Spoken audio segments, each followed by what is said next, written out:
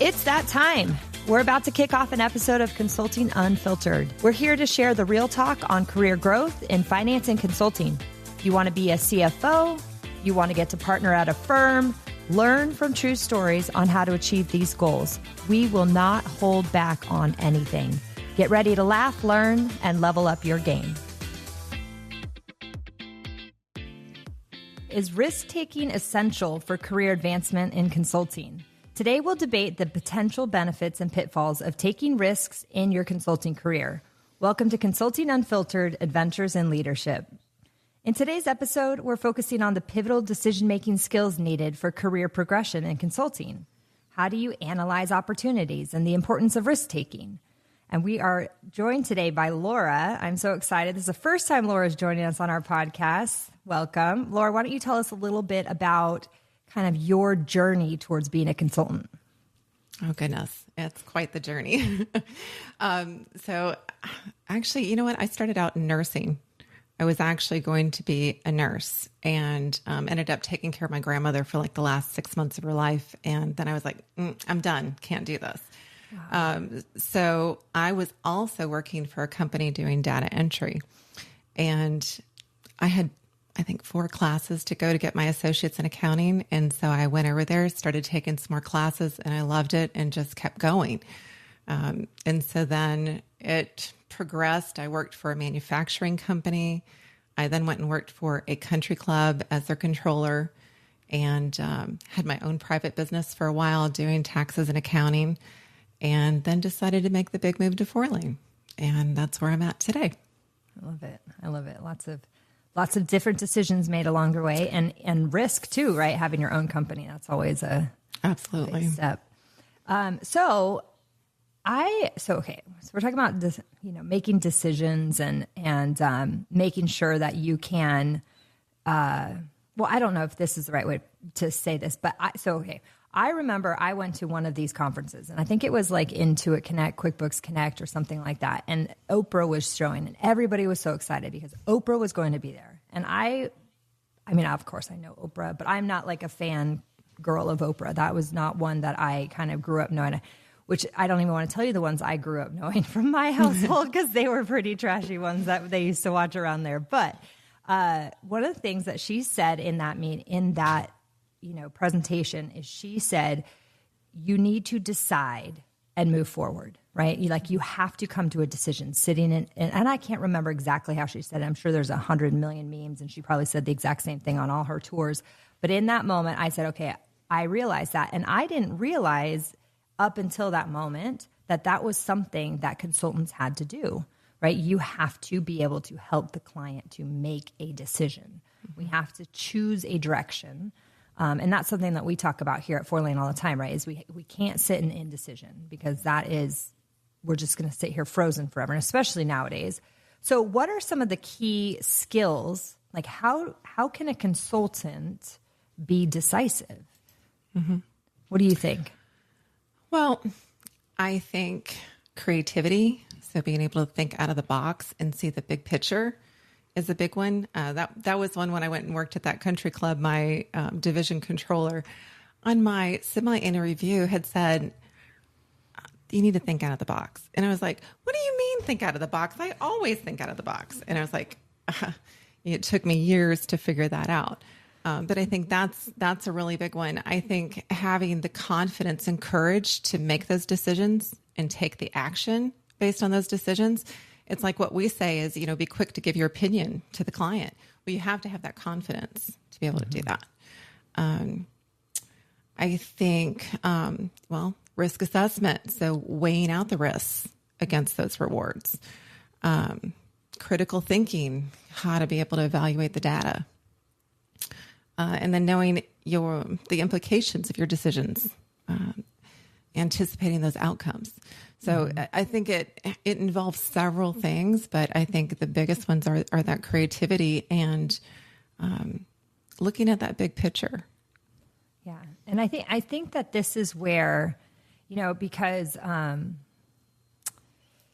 lot of leaders are generally the ones who bring in consultants. And I know we talked about this on another podcast where we were talking about, leaders generally bring in consultants because of their own lack of creativity, right? They feel like they've hit a wall with whatever they're trying to do. So they bring in outside people to help assist them and getting, progressing through those things.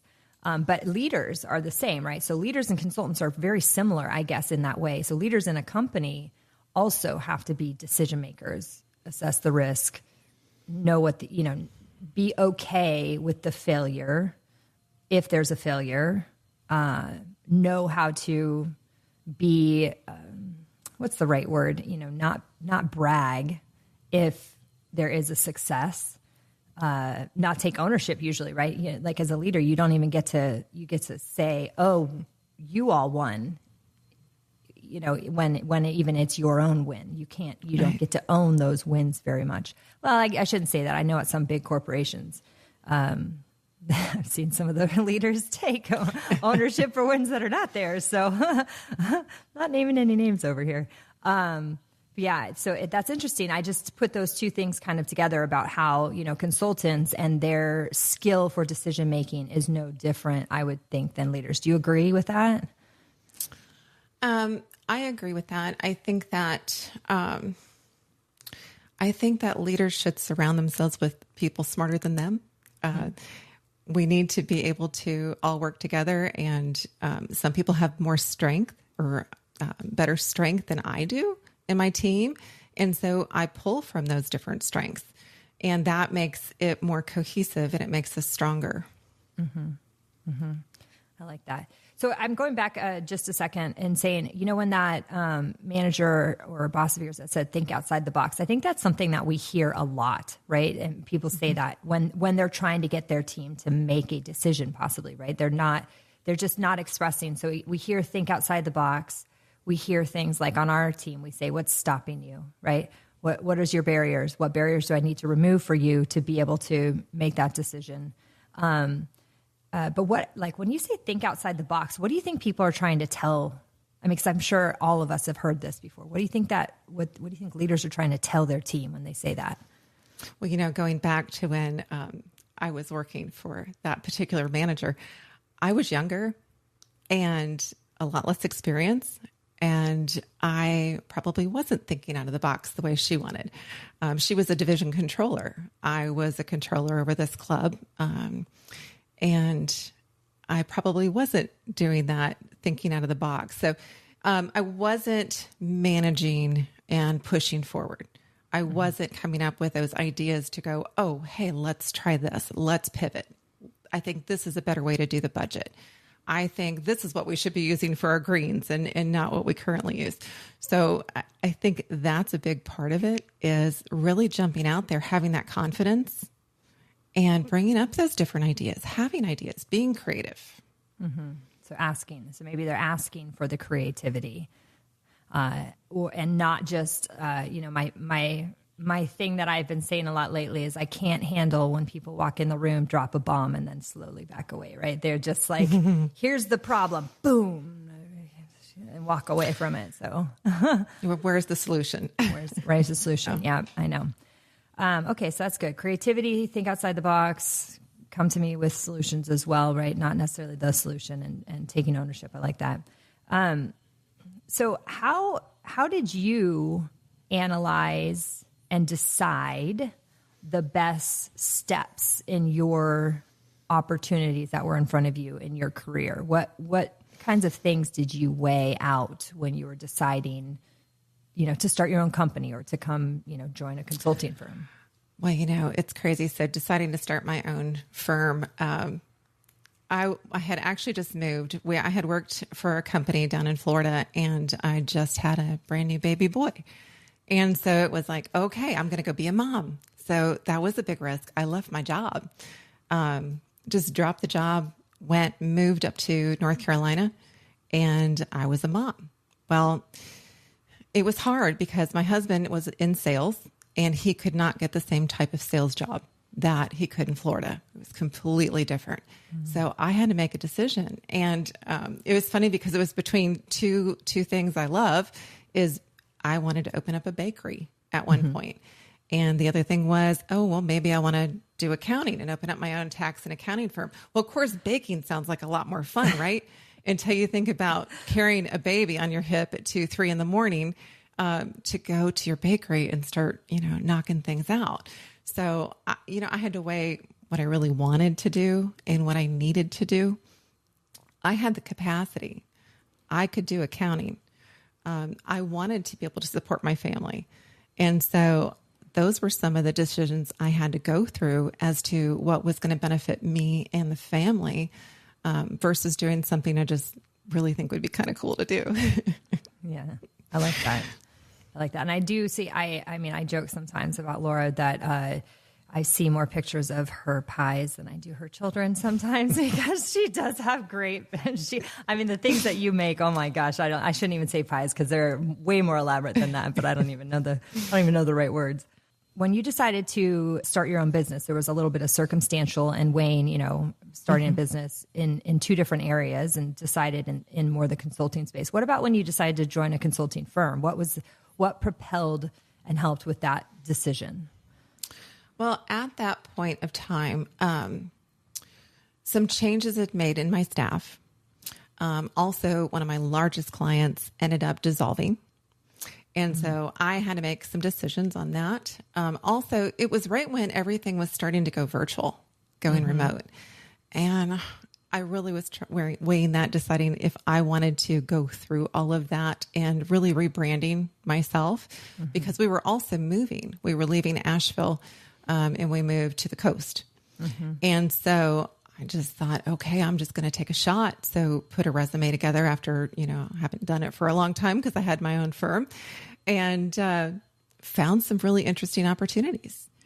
I had to weigh how that was going to affect my family, work-life balance, how that was going to go, of course, compensation. And I just jumped in with both feet. And I wasn't sure if I was going to be able to be at the same level. I had to do some training and education to get to that point, do my certifications. But, my pros and cons list, go through that. But I think it was one of the most rewarding experiences I've had is just jumping in and making a move. Because I think that, so why I started the firm originally, right, was because I wanted my customers to be treated a certain way and to allow them to stay in a certain product, right? I worked for Armanina McKenna. They really were heavily focused on Microsoft Dynamics, and I wanted to keep my customers in the QuickBooks Enterprise space. I thought Dynamics was too elaborate for them, right? Too complicated, and it wasn't necessary. And that was really like a vision difference, and that's why I decided to move out on my own. But then it sounds like a little bit too. I mean, a lot of times, why do companies come together? Why do they, merge, or why do they acquisitions happen? Whatever. A lot of the times too, it's because systems are already in place. And so when everybody was going virtual, we already had the systems in place because we had been doing that since I started this company, right? So that's awesome. I didn't think about that way before. Can you share? I guess you have shared a little bit. Would these stories be what do you think is a time when you really took a big risk in your career that paid off, right? Maybe not necessarily for changing positions or starting your own job. It's maybe something along the lines of inside of the companies, right? So what do you think is one of those? If I say, what is a big risk that you felt like you took with a client, or a big risk you felt like you took with a staff member whose direction you were pivoting? Can you think of something like that? So big risk, there was a time, not here at the current company with Fourlane, but previous in my life, I had a client, and they had a gal that was working there that I thought was just absolutely stellar. And we had some communications, and she wasn't going to stay in that position because she wanted to grow. She wanted to further her career. And I wasn't really sure how to approach it. I wasn't sure how to approach it with the client. Wasn't sure how to approach it with their staff member to be able to bring them on, because I was looking at this like they could really impact my business and help me bring in more clients, help me elevate my services even. And that wasn't the easiest thing to navigate. And the thing is I was honest and truthful and had a conversation. I got along really well with this client. And so we had a conversation, and I just jumped in and asked the question. And I was able to, she was absolutely fine with it. She was actually thinking about moving her into a just different position. So I was able to bring her into the firm and be able to train her. And we did elevate some services. We started doing some incorporations. So it ended up being a pretty exciting move. I like it. When we kind of put our necks out there and have clients take risks with us, right? That is also, I feel like it's scary because it's not just us. It's one thing for us, right? And we have to take ownership on our decisions, but then to have it to be someone else. Well, I was going to say, and this was one of my largest clients. I mean, so I was a little concerned that she was going to go, "Are you kidding me? You're going to take my person? No, I don't need you anymore." So it was scary. It was scary. Yeah, I like that. I think in my, whenever I feel like one of the riskiest things that I ever did or felt risky, and this is one of the things that here at Fourlane we try to avoid, right? Because we try to have the conversations before somebody is asking us for a raise. We want to recognize in the consulting space, it's not, it definitely should not be, oh, you get a raise because it's been 365 days since you've been here, or we're at your 2-year mark and now you should get a raise. You should be getting a raise based on how much you have learned, what you've taken on, right? Your performance should be heavily weighed when it comes to taking raises in consulting. And I had received a promotion, I'm saying that with air quotes, that was actually taking a step back in my pay because I was working gross overtime and all this stuff. They wanted to put me salary, expected the same output, and I would be like making less money. So I had to have that conversation, and I thought for sure I'd never asked for a raise before. I'd never had to do that before. I'd had, of course, had to talk about money a little bit when I was hired at the CPA firm, but when I had to go in there and tell them like, "Hey, this is not logical what you're doing to me." I was very nervous about doing that, right? And it took a lot. It takes a lot, especially I had to go in to talk to a partner, not even my manager. I had to go talk to a partner about it.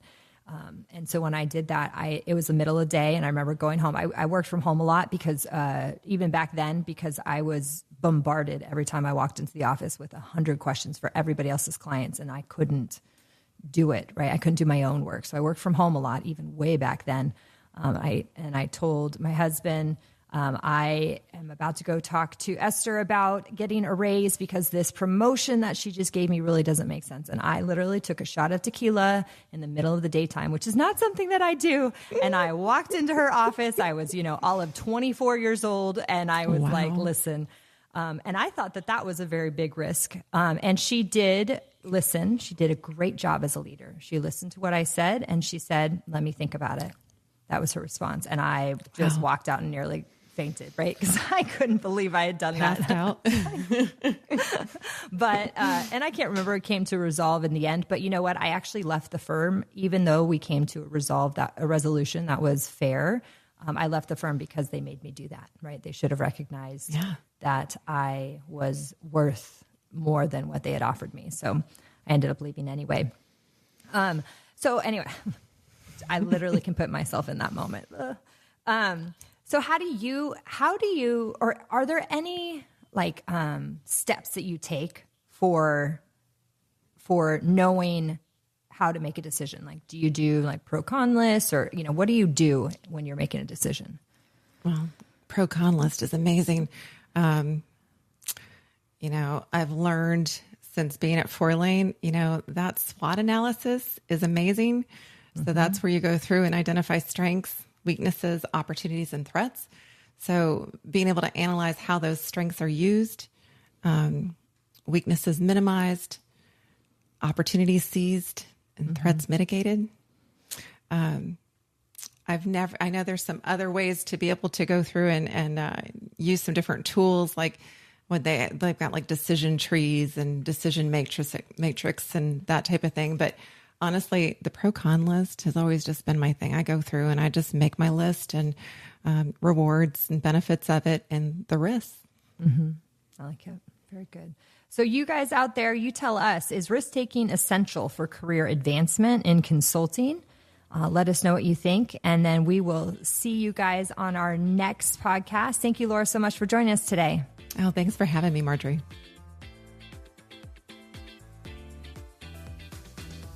And that's a wrap on another amazing episode of Consulting Unfiltered. Don't miss out on all the candid chats and practical wisdom coming your way. Hit that subscribe button to stay connected and keep taking those steps forward in your career. We'll see you soon.